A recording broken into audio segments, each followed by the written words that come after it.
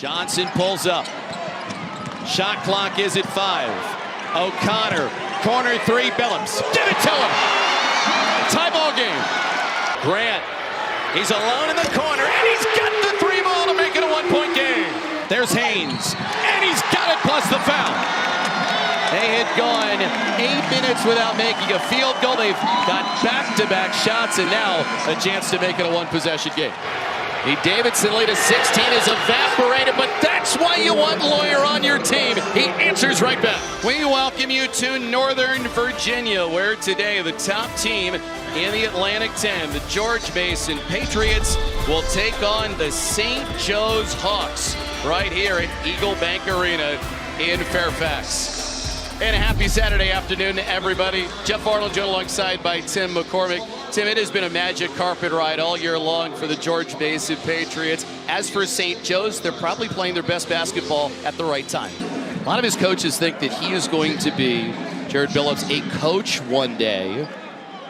Guy who's got a bunch of eclectic interests, loves fashion, team barber on the road.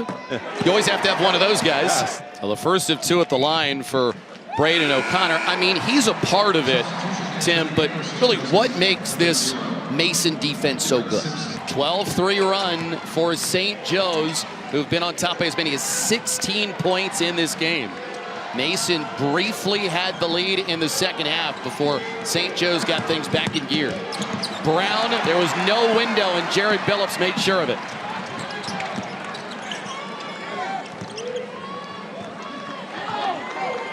Katie Johnson, calm and collected. A lot of time playing in big SEC venues with Georgia and Auburn. He's on the drive, and he lays that one home. The beauty of that bucket, you get 2 points and you set up your defense. This is their junkyard dog defense right here with both Johnson and Billups. He's going to get that. And there's a whistle to foul. And it's going to go against Billups. Wow, out of all of the calls I've seen, this one might be the one I disagree with as much as any. I think that Billups was the aggressor.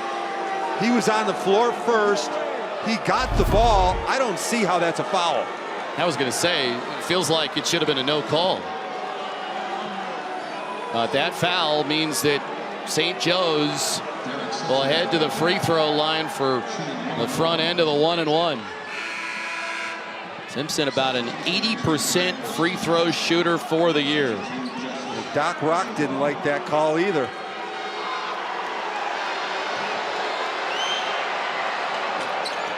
Missed the front end. Let me say it again.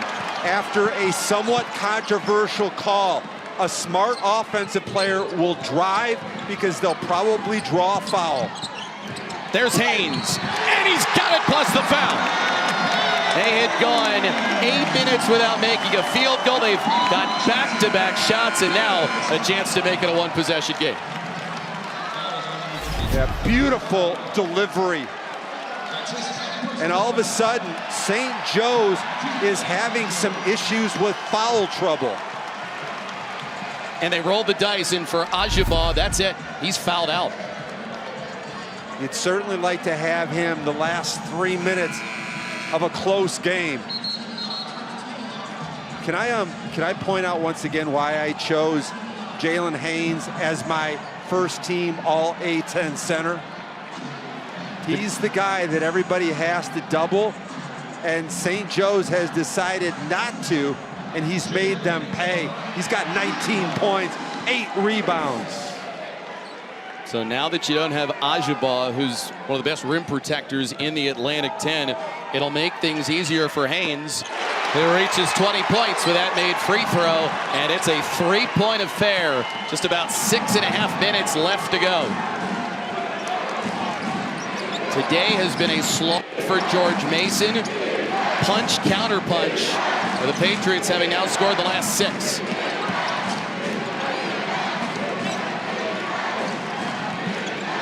On the pick and roll, Finkley, that's too strong. Billups has got it. Now here's Katie Johnson. Who's going to cover Haynes? There's nobody on the court that can deal with his massive size. This needs to be a long trip. Go side to side, 5-pass possession, and then go to your big man. Johnson pulls up. Shot clock is at 5. O'Connor, corner 3, Billups. Give it to him. Tie ball game.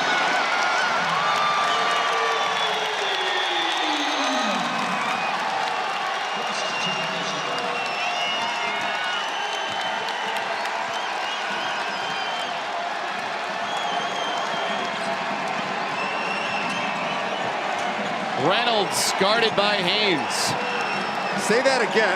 That's pretty impressive for a big man to move his feet. One of the things that separates him. Reynolds off balance. Haynes tips it out to Johnson. It has been a game of runs. Big runs by both teams. Mason has scored 9 in a row. Time is up at 49.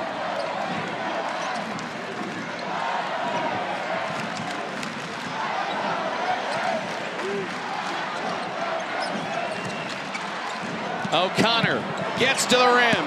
Haynes met by Fleming. Haynes wins another one.